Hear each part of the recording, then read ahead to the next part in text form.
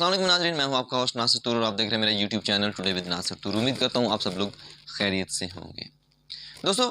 Supreme court کا ایک فیصلہ آیا کل، جس میں انہوں نے فیصل واڈا کی تاحیات نااہلی کو ختم کر دیا، جس میں انہوں نے فیصل واڈا نے ایک بیان حلفی جمع کروایا، جس میں انہوں نے اقرار کیا کہ وہ پہلے غلط بیانی سے کام لیتے رہے۔ انہوں نے جو بیان حلفی پہلے جمع کروایا تھا وہ غلط تھا، اور اب جو وہ بیان حلفی جمع کرا رہے ہیں وہ صحیح ہے، اور وہ ان کی جو دوہری شہری تھی اس سے حوالے سے انہوں نے سارا اپنا ریکارڈ جمع کروایا، اور سپریم کورٹ نے ان کی تاحیات نااہلی کو ختم کر دیا۔ پہلے بھی سپریم کورٹ کے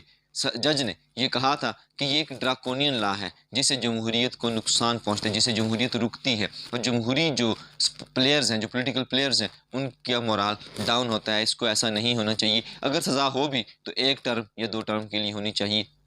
اس سے زیادہ نااہلی نہیں ہونی چاہیے۔ ویسے دیکھنے کو تو یہ ایک عام سا چھوٹا سا کیس ہے، لیکن اس کے پیچھے ایک بڑا بیک گراؤنڈ اس کا بہت بڑا ہے۔ اس میں اصل میں جو ہونے جا رہا ہے، اس میں فیصل واڈا کو پہلے ریلیف دیا گیا ہے، اس کو ریلیف دے کر اس کے بعد آگے جو ہونا ہے اس حوالے سے میں پہلے اپنی کئی ویڈیوز میں یہ بات کر بھی چکا ہوں، اور ایسا ہی اب ہونے جا رہا ہے کہ فیصل واڈا کو ریلیف دیا اور اس کے بعد میاں محمد نواز شریف کو ریلیف دینے کی تیاری ہو رہی ہے۔ جی بالکل، میاں محمد نواز شریف کو یہ ریلیف دیا جائے گا، کیونکہ قانون جو ہے وہ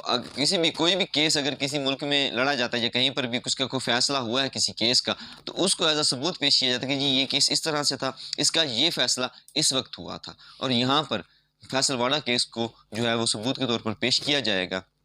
کہ ان کی تاحیات نااہلی کو بھی تو ختم کیا گیا ہے، اور اس کے بعد میاں نواز شریف کی تاحیات نااہلی ہے اس کو بھی ختم کیا جائے گا۔ ویسے بھی وہ اپنی 1 ٹرم کی جو نااہلی ہے وہ بھگت چکے ہیں، لندن میں مقیم رہے ہیں۔ وہ جیسے ہی پاکستان کے ان کو جو ہے وزیر اعظم کے عہدے سے ہٹایا گیا تھا، وہ لندن چلے گئے تھے اپنی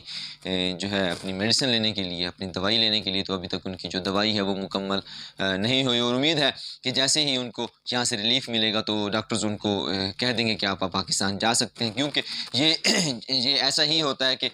جب بھی یہ حکومت میں ہوتے ہیں تو پھر یہ پاکستان میں ہوتے ہیں، جب یہ حکومت میں نہیں ہوتے تو یہ ملک سے باہر ہوتے ہیں۔ ویسے بھی میاں نواز شریف صاحب اب یورپ کے ممالک کے جو دورے پر گئے ہوئے ہیں، اس کے پیچھے بھی ایک اہم ترین سٹوری ہے کہ وہ یورپ کے دورے پر کیوں گئے۔ انہیں آج تک تو یورپ جو ہے لندن سے نکلنے کی ضرورت پیش نہیں آئی تھی، جب لندن کا قانون ہے کہ 6 مہینے کے بعد انسان کو ایک بار باہر ضرور جانا پڑتا ہے لندن سے، لیکن ایسا پہلے تو نہیں ہوا، لیکن اب ان کو کیوں ضرورت پیش ہے؟ اب اصل وجہ یہ ہے کہ تسنیم حیدر کے جو بیان تھا اس کو سب نے لائٹلی لیا، کسی نے زیادہ توجہ نہیں دی، پاکستان تحریک انصاف کی طرف سے بھی اس کے اوپر زیادہ بات نہیں کی گئی، لیکن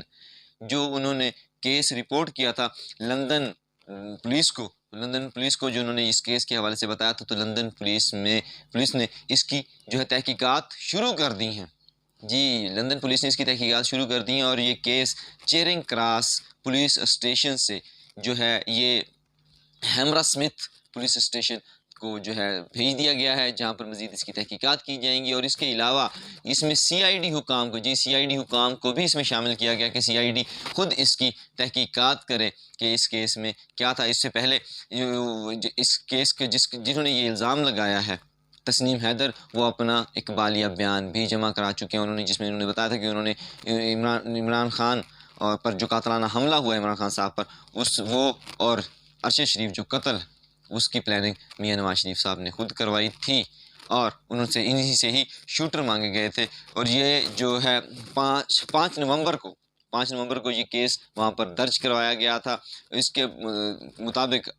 جو تحقیقات ہیں وہ اب ہونا شروع ہو چکی ہیں۔ اب لگتا یہی ہے، لیکن مسلم لیگ نون کے جو نمائندہ وہاں پر موجود ہے ناصر بٹ، انہوں نے اس چیز کی تردید کی ہے کہ ایسا کچھ نہیں، بلکہ انہوں نے کہا کہ ہم نے بھی اپنا بیان عدالت میں جہاں پولیس میں کو جمع کروا دیا ہے۔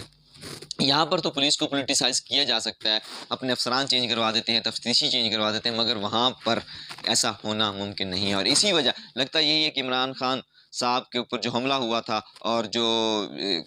ارشد شریف صاحب کا قتل ہوا ہے، اس میں اگر یہ ملوث ہیں تو یہ لوگ لندن سے فرار ہوئے ہیں، اور لندن سے نکل کر اب یہ یورپ کے مختلف ممالک کا دورہ کریں گے۔ اس کے بعد یا تو یہ قطر جائیں گے یا یہ سعودی عرب جائیں گے، اور اس کے بعد شاید یہ امریکہ جائیں گے، اور اس کے بعد جب پاکستان میں ان کو ریلیف مل جائے گا کہ ان کی نااہلی تاحیات نااہلی ختم ہوگی تو یہ پاکستان میں تشریف لائیں گے، کیونکہ عمران جو ہیں نواز شریف صاحب ہیں یہ اسی وقت آتے ہیں جب ان کو لگتا ہے کہ جو پورا گراؤنڈ ہے وہ سج چکا ہے، پلیئرز جو ہیں ان کی اپنی مرضی کے ہیں، تو پھر یہ گراؤنڈ میں تشریف لے آتے ہیں، کیونکہ جب پاکستان میں ان کو نااہلی کا اور عدالتوں کا سامنا تھا تو انہوں نے یہاں سے بھی راہ فرار اختیار کی تھی، یہاں سے چلے گئے تھے، اور اب جب ان کو لندن میں عدالتوں کا سامنا کرنا پڑا، لندن میں ان کے خلاف کیس ہوا، پولیس نے سی آئی ڈی کو یہ کیس بھیج دیا، سی آئی ڈی نے اس کی تحقیقات شروع کر دی، چیرنگ کراس سے ہیمر اسمتھ تک اس کو جو ہے نا کیس کو بھیج دیا گیا پولیس اسٹیشن کو، تو اس کے بعد انہوں نے لندن سے بھی نکلنے کی کہ وہاں سے بھی نکل لیے، اور اب یہی ہوگا، یہ ہماری پریڈکشن ہے، یہ ہمیں لگتا ہے کہ ایسا ہی ہوگا کہ پاکستانی عدالتوں سے نواز شریف صاحب کو ریلیف ملے گا اور وہ پاکستان میں واپس آ کر نیا ہونے والے الیکشن میں حصہ لیں گے۔ دیکھتے ہیں آگے اس میں کیا ہوتا ہے، جو لندن پولیس ہے وہ اس کیس کے حوالے سے کہاں تک